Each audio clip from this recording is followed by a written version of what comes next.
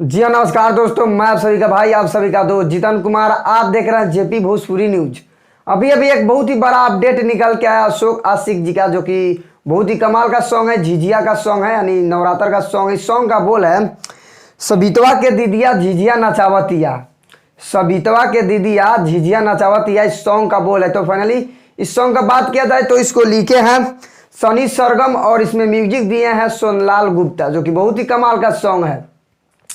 3 अक्टूबर के सुबह 6 बजे RB recording studio YouTube channel पर आप सभी को इस सॉन्ग सुनने को मिल जाएगा। ऑडियो सॉन्ग, वीडियो नहीं।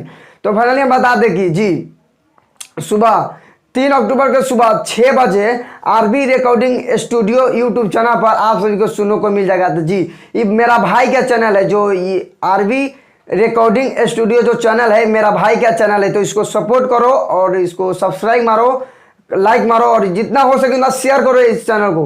ये मेरा भाई का चैनल है। जो अशोक आशिक गाया हुआ है गाना, वो भी मेरा भाई है। फाइनली उस चैनल का लिंक मेरे डिस्क्रिप्शन में है, जाके वहां से आप देख सकते हैं, गाना सुन सकते हैं।